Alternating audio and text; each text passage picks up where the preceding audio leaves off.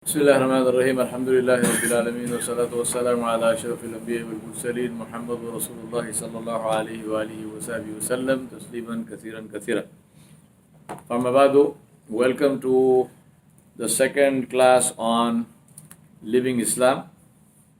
As we mentioned in the last class, if you look at the seerah of Rasulullah sallallahu alaihi wasallam, and if you look at the Meccan period, it's an absolutely amazing, practically miraculous thing which happened, which is that these people, this small group of people, led by Rasulullah sallallahu alaihi wasallam, and the group consisted of his companions, the Sahaba Ridwanullahi alayhim ajma'in.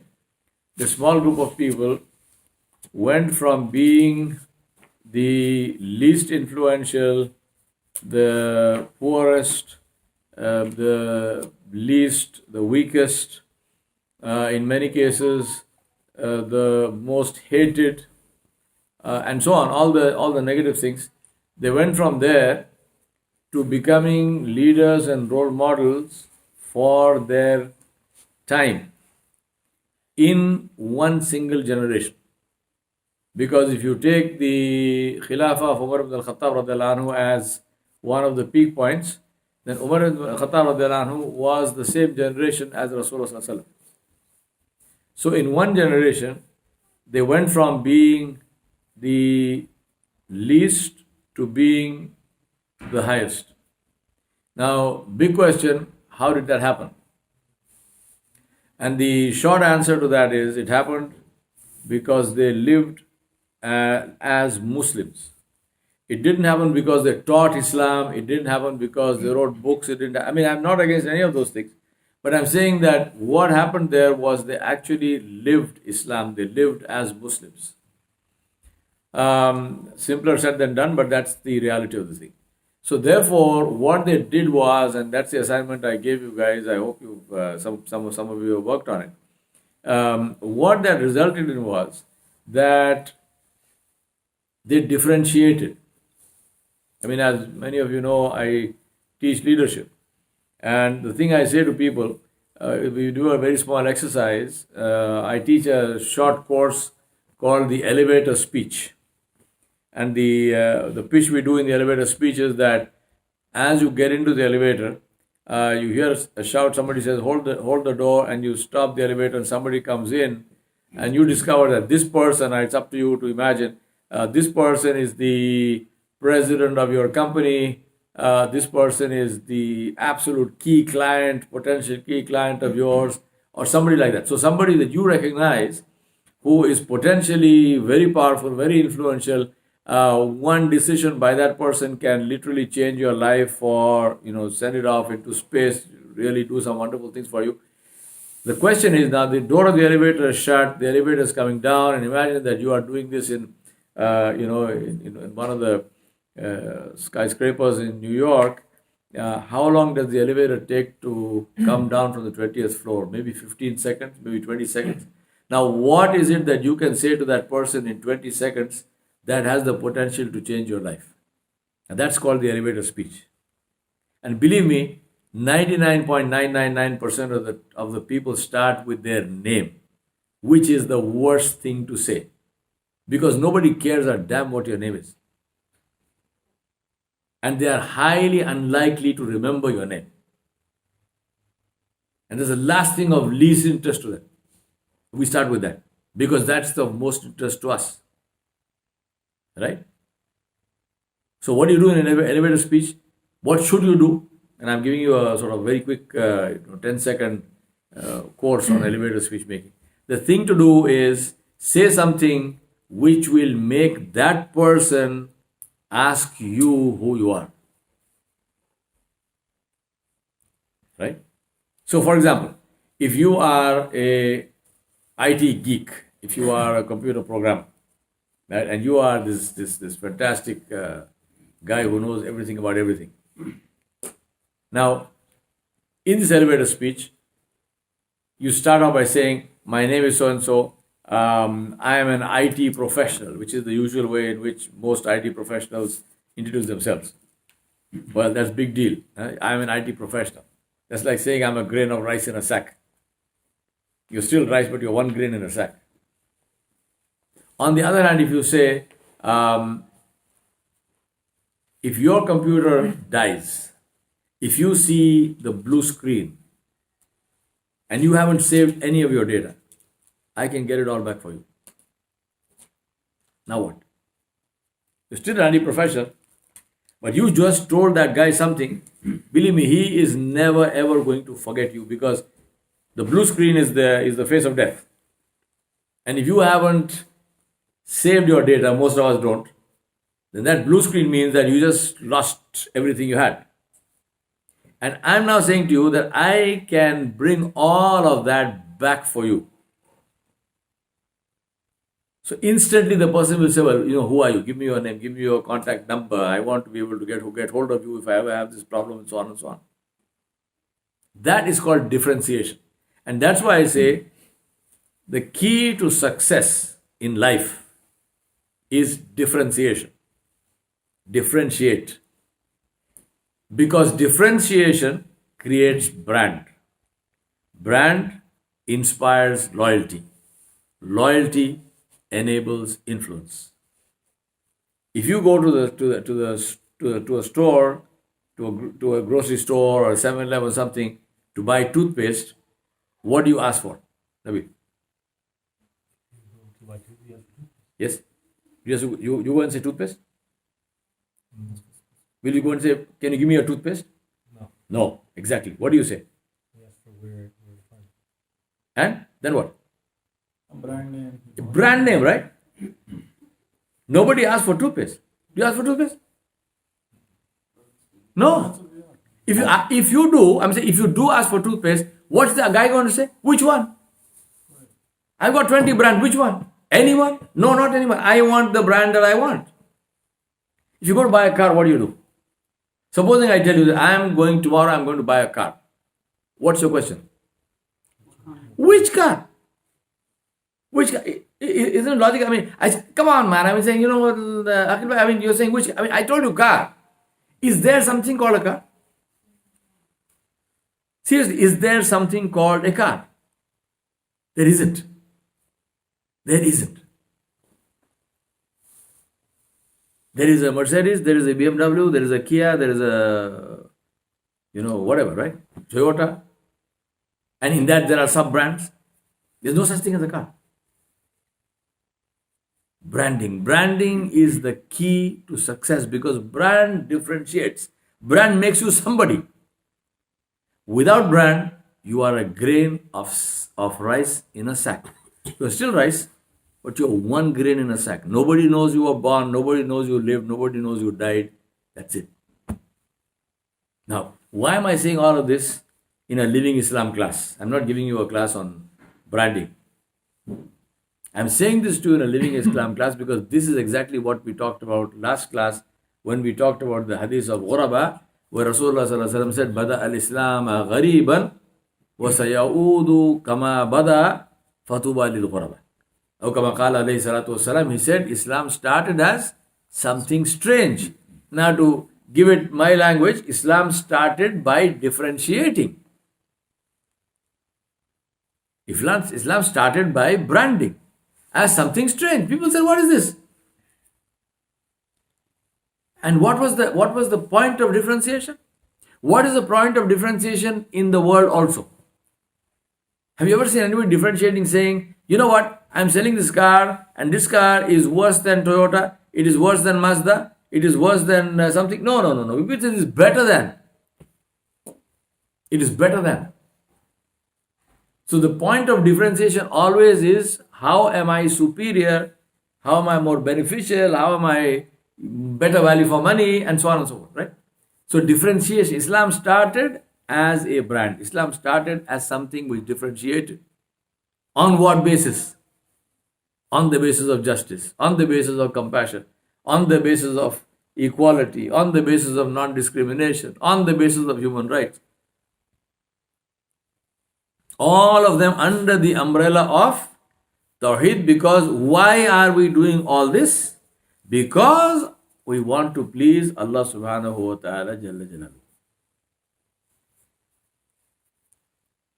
Which is what brings us to today's lesson, which is the hadith of Umar ibn al-Khattab radiallahu anhu, where he said, an Umar ibn al-Khattab radiallahu anhu, على المنبر قال سمعت رسول الله صلى الله عليه وسلم يقول إنما الأعمال بالنيات وإنما لكل امرئ ما نوى فمن كانت هجرته إلى الدنيا يصيبها أو إلى امرأة ينكحها فهجرته إلى ما هاجر إليه. He said, which means Umar ibn al-Khattab radiallahu anhu said, I heard Rasulullah saying, the reward of deeds depends upon the intentions, and every person will get the reward according to what he intended. So whoever emigrated, whoever made hijrah for worldly benefits or to marry somebody, to marry a woman, his emigration was for the purpose that he emigrated. Now, the point I want to make here is, we started with looking at hadith of Ghuraba, we started looking at differentiation, and then we came to this hadith. See how the two are linked. Because we said we differentiate. Why do we differentiate? Because our intention is to please Allah subhanahu wa ta'ala. On this point, Imam al-Nawawi rahmatullahi alayhi, in his book, in the Muqaddimah, in the introduction to his book, Ar-Riyadu Salihin, Imam al-Nawawi rahmatullahi alayhi described the intention very beautifully, where he said, Al-Izharu Niyya fi kulli a'mal wa fi kulli aqwal wa fi kulli ahwal al-barizatu wal-khafi. He said, which means the awareness of the niyyah, the awareness of the intention, the izhar meaning to bring it forward, right? To open it, to bring it forward. He said the awareness of the niyyah, the awareness of the intention, fi kulli amal, in all our deeds, wa fi kulli aqwal, in all that we speak, wa fi kulli ahwal, in all the conditions that we find ourselves in, al-barizatu wal-khafi, whether this is visible or whether this is hidden. Meaning that everything that we do, every action we take, we ask this question, why am I doing this? Right? Now, what is the benefit of this? If we live like this, one of course is the pleasure of Allah subhanahu wa ta'ala, which is the main benefit, the chief benefit. We ask Allah subhanahu wa ta'ala for this. But take it also from a worldly sense. Is there a, do you think there is a particular benefit in doing something thoughtfully and consciously, or not? There's a very good book that I recommend that you read. It's called Talent is Overrated. Talent is Overrated, and the author is a guy called Jeff Colvin, Geoff. Right? So read that book. It's called Talent is Overrated. And he makes a very interesting statement. He talks about golf. And he said there is a difference between hitting 100 balls, just like that, and between hitting 10 balls, but thoughtfully. Very consciously, very thoughtfully. He says hitting 10 balls thoughtfully and consciously gives you more benefit than hitting 100 balls just like that. That is the point of the niyyah. The point of the niyyah, the point of the intention is, how does it help me in my life itself? Take absolutely anything. Take public speaking, for example. Somebody tells you, come and please say a few words. Please say something. Give a khutbah for Jummah. You've got 25 minutes, 30 minutes, whatever. How will you do that unless you're absolutely clear in your mind? What do you need to be clear about? Give me some thoughts. Let me see. All of you have done, most of you have done khutbahs, or if you haven't spoken, at least you've definitely heard khutbahs. So, if you were asked to give a khutbah, what must you keep in mind? Give me some ideas, thoughts? Brotherhood. Yeah? Brotherhood. Brotherhood? No, I'm not talking about topics. I'm saying you are giving the khutbah. So what must you keep in mind? If I ask you to give a khutbah, what will you think about and say, I must keep this in mind? What? Keep in what? You have to have the requirements. Audience? All right. You have to have the requirements of the khutbah. That you have to Titles, objectives. I'm not talking about all that. These to be met, and then you have the time constraints. I'm not talking about a structure. Good answer, but I'm saying I'm not talking about a structure. I'm saying as a person. I mean, Nabil says the audience. Who are you speaking to? Are you speaking to people who are highly educated? Are you speaking to people who are highly technically educated? Supposing you were giving this khutbah to the collegium of the Supreme Court. So you've got all Supreme Court judges and lawyers. Would you speak to them the same way as, for example, if somebody says, please come to our school, we have this, great Islamic school in Windsor, in Hartford, please come and address the student gathering. Will you say the same thing? Even if the topic is the same, will you put it in the same way? No, if you did, you would fail in one of those places, either here or there. Although what you would be saying would be correct, I mean, it's not as if you're going to be saying something wrong, you will be saying something correct, but your audience is different. And if you're going to address school children the same way as you are going to be addressing a bunch of Supreme Court judges, then one or the other has to fail. So the awareness of the niyyah, the awareness of the intention is something in this life also, which benefits you hugely in every aspect. In our whole life. Take for example, if you speak to somebody, before normal conversation, I'm not talking about khutbahs and stuff, I'm saying normal conversation, we're sitting around, maybe watching a game or something, or you're sitting around, you're talking about something, thought comes in your mind, you ask yourself, why am I thinking of saying this? What is the purpose of me saying this? For example, you want to talk about somebody. Before you talk, you ask yourself, why do I want to talk about this person, my brother Hassan? I want to talk about my brother Hassan. Why? So immediately, okay, I want to say something good about brother Hassan, of our friendship, it goes back 22 years, right? Some incident where we did something we enjoyed and whatnot. Alhamdulillah, good, please. But if it is not that, if it is the opposite of that, then will you still speak? No. Because that amounts to backbiting, it amounts to riba. If I want to say something critical, if I have something critical about brother Hassan, then who must I speak to? To him. Not to you. If I need to say that, I mean, first of all, we have to, do I need to say? If I need to say it, then I need to go to him and I need to sit with him and I say, this is the point, this is whatever it was, right? And the two of us, we talk and we sort that out. But I don't talk about that to somebody else because it amounts to backbiting, it amounts to riba. So when I become conscious of the intention, then it is a protection for me. It stops me from doing something which is potentially bad. So, innamal amalu binniyat, and of course, Nabi Sallallahu Alaihi Wasallam said the reward of the deed is based on the intention. So, even Allah Subhanahu Wa Taala will reward, and He gave the example. He said, if the person is making hijrah, is moving from one place to another for the pleasure of Allah Subhanahu Wa Taala, for the sake of Allah and His Nabi alayhi salam, then he will get the reward of hijrah. If he is doing it for any other reason, and Nabi Sallallahu Alaihi Wasallam gave two reasons, there can be any other reason as well, then it is not hijrah for the sake of Allah and His Nabi. He can still do it. He is not saying it is haram, no, but it's not hijrah. Now, how do we, in some cases you can talk about hijrah because maybe you are moving from one country to another, but if you are not moving from one country to another, give me an example of hijrah. Can you still make hijrah? What would be hijrah?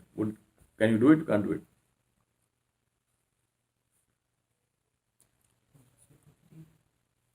Yeah, but what would be the movement? From where to where?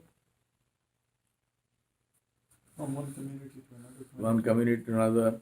One city I'm saying if there is no physical movement, then can you still make it? Yes? All right. From ignorance to knowledge, from misguidance to guidance, jazakallah khair. From disobedience to obedience, this is also hijrah. So I haven't moved anywhere, I'm still here, but I changed my life. I used to do some bad stuff, I don't do it anymore. I changed my life. This is hijrah. It's hijrah from a state of disobedience, a state of potentially angering Allah subhanahu wa ta'ala, to a state of obedience to Allah subhanahu wa ta'ala. So hijrah can be in this way as well. But that will happen only if there is the intention for that. Right? That is something that we need to keep in mind and say that the action, the reward of the action depends on the intention. All right.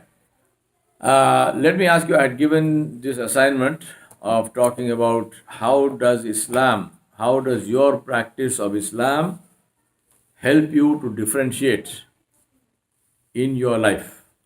So has anyone done that? Has anyone written anything on it? Even if you haven't written anything good, can you talk now something about it, inshallah? I can just, so I didn't prepare anything formal, but just reflecting onto the lecture that you gave and how it applies to us individually. So the first thing that we, as a Muslim, differentiate from potentially non-Muslims or non-practicing is that we practice Islam. Just like you said, being an Islamic scholar and a Muslim scholar are two different things. So one of them is actually studying or gaining knowledge. The other one is actually practically applying knowledge. So as far as our context goes, we are blessed in having the names of a Muslim, in gaining passive knowledge from our parents, but also gaining some active knowledge by participating. But is that knowledge going to be enough to differentiate us not only in this world but in the eyes of Allah subhanahu wa ta'ala? So how do we do that? We do that by not only acknowledging what we have learned, but also transforming it into our practical actions. How we can, and how do we do that? So we need to understand the different aspects of our life, just like you mentioned in the previous lecture.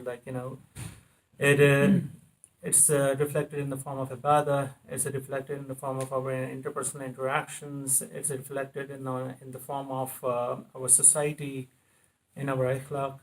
So we need to identify these different facets of life through which we are interacting with the community at large. And if we are unable to identify those, then we'll be in a state of ignorance. And while we are doing that, we need to keep Tawheed, or the fear of Allah subhanahu wa ta'ala, or the love of Allah subhanahu wa ta'ala that we have, that will be held accountable in each of these interactions that we make in different modes of communication. And we have to practice discipline in those interactions. We need to make sure that we practice justice in those interactions, not only to earn the pleasure of Allah subhanahu wa ta'ala, rather than to earn the wrath of Allah subhanahu wa ta'ala. And how do we do that? By reading Quran and by following the footsteps of Prophet Muhammad sallallahu alaihi wasallam and all the Sahaba, how they slayed away the concept of slavery, and how they eliminated the racial discrimination by raising the ranks of so-called perceived slaves like Bilal bin and by making him rise to the top of a Kaaba and give adhan. So those were some examples, and how Prophet sallallahu alaihi wasallam eliminated the differentiation between the people of higher stature and those who were not, by giving the example of that lady from one of the clans of Quraysh, for which Osama bin Zaid had to come and request only because of the fear of the community that he may be held accountable by such a strong clan. So he gave an example that even if my daughter Fatima was in her place, I would have given her the same capital punishment of theft. So these are some reflections, that whatever was applicable at that point in time is applicable at this point in time specifically because people at that time, the Muslim at that time were strangers, and so are we in this time, a stranger for the same. Jazakallah. Anybody else? Fortunately, we don't practice what supposed to be, but still the concept of Allah and I think the topic was what it make difference in our life. Yeah. So even the La ilaha illallah Muhammadur Rasulullah, whatever the situation a Muslim is, still I do believe when we compared around society around us, alhamdulillah, we are full of the hope. Every situation we get, every difficulties we come, we know we have somebody to take care of, who gonna take care for us. So Alhamdulillah, very good. alhamdulillah, we see like most of the communities around here, when they grow up or when they fall into a certain situation, they are very much depressed. They don't know really what to do. And I mean, we don't practice as much as we could, but still at the end, we fall on that criteria. Everything is happened by You have Allah tawakkul and you have subhanahu wa acceptance of the qadr of Allah. That's Alhamdulillah. I do believe that makes a huge difference. Yes. Especially for the not practicing people like me, at least on this Oh, stage. we need to practice, no doubt. I mean, all of us need to practice more, no doubt about that. But I agree with you that it's the fact that we believe that Allah subhanahu wa ta'ala is in control and we have the understanding of the qadr of Allah, this is a great source of comfort for us. Alhamdulillah. Anyone else?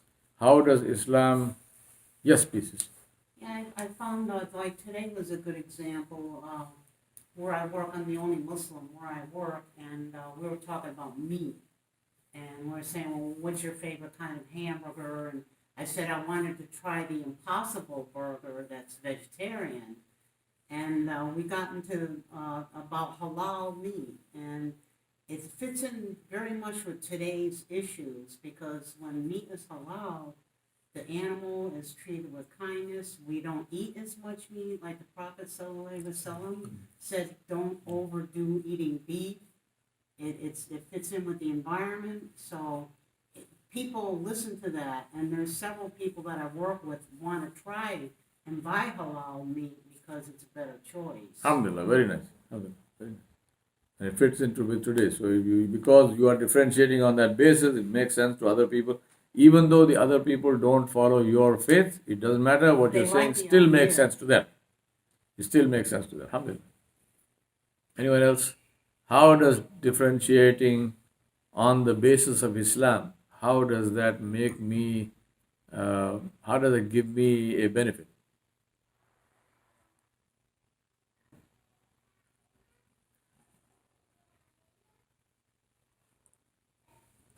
During the work time, um, taking time to thank Allah, praying, gives you comfort that in a way that what has blessed you with so many ni'mah, that you are being thankful to Him during the daytime, as what you see around you, that not a lot of them have been doing that thing.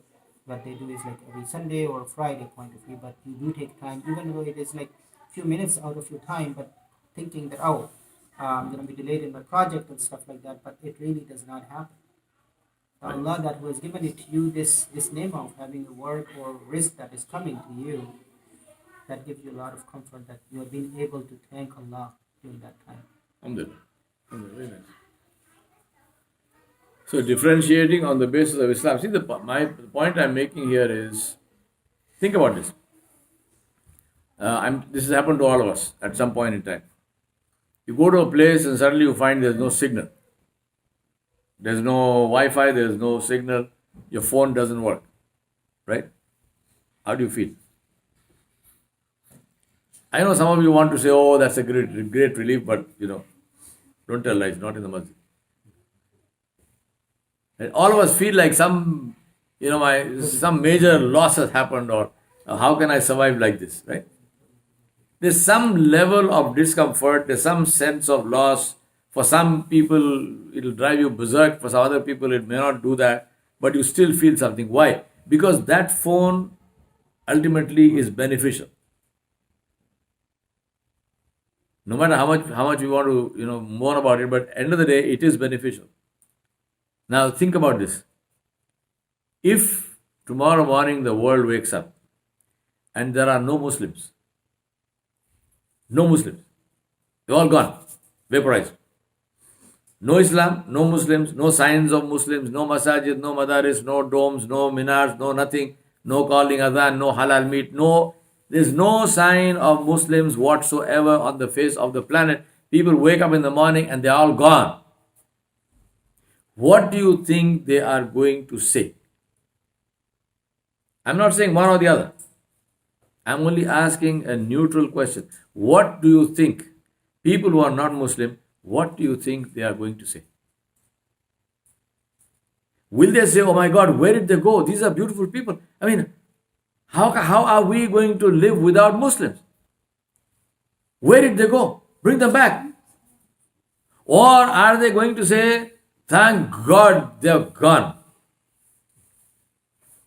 Or what is likely is they're going to say, It's barely noticeable. you know, I'm very sorry that this Salim Bhai is not there anymore.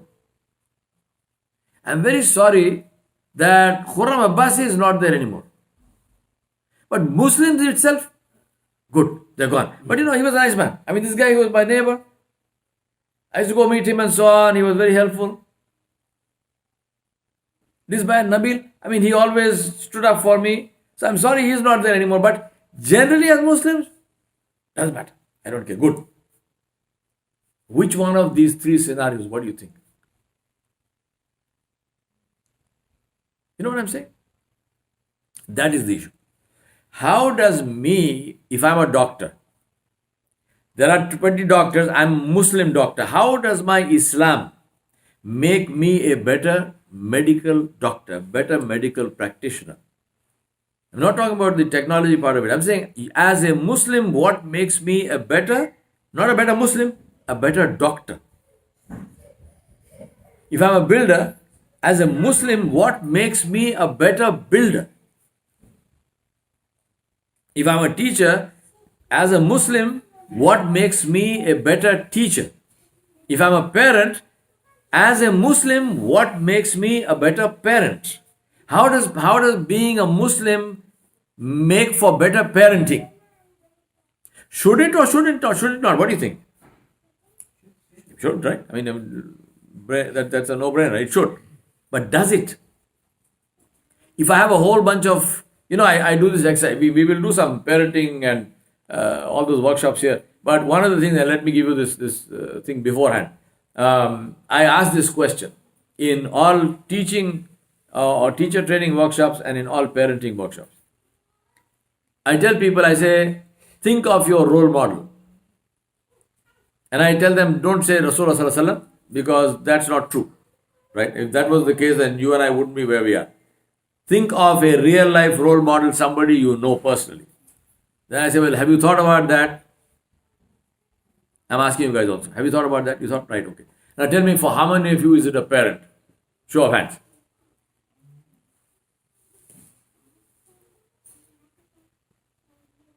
And then in a teaching workshop, I say, for how many of you is it a teacher? Show of hands.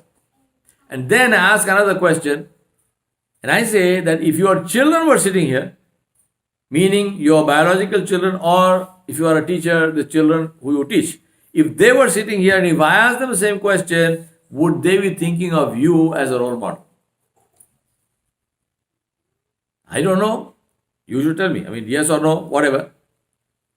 My experience of doing these kinds of workshops in multiple countries, literally on 3 continents, I've never had more than 5% of the audience put up their hands. Tells me 2 things. 1, that people are honest.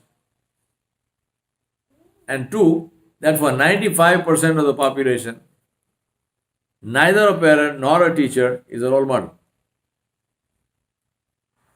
So where's the differentiation?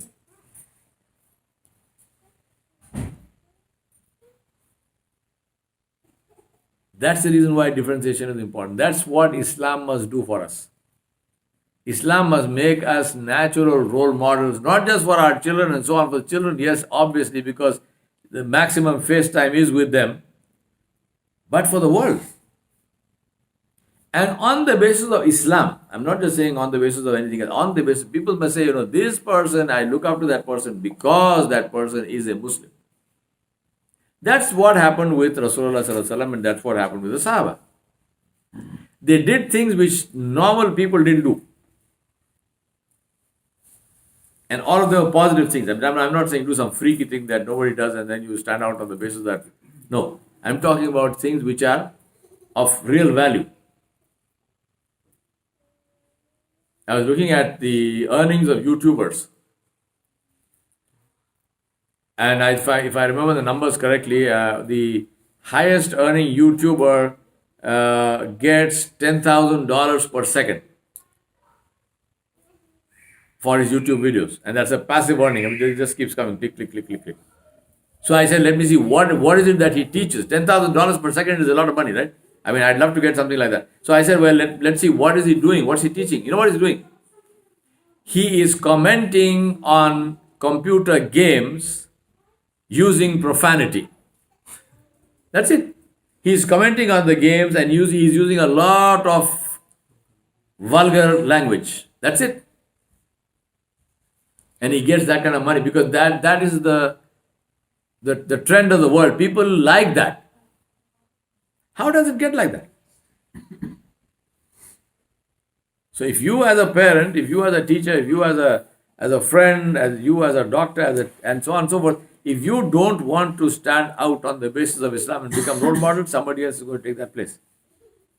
Leadership, there's no such thing as a vacuum in leadership. The moment there's a vacuum, something will occupy that space. So if you don't want to occupy that space, then you are leaving that space open for something else. And that's what's happened. That is what is, globally speaking, that's what happened to the world. I mean, illa mashallah, there are exceptions and all part of that, but globally speaking, that is what has happened to the world. The vacuum of leadership has been occupied by evil.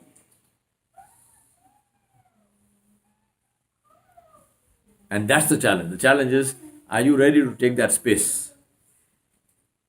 To take back that space on the basis of Islam by spreading goodness around us, because that's what we are supposed to do, no?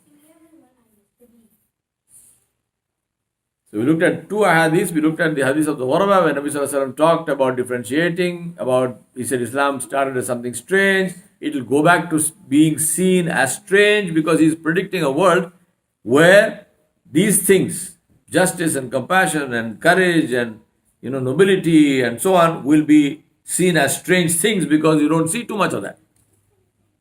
And the other hadith, how do we get there? By monitoring our actions based on our niyyah.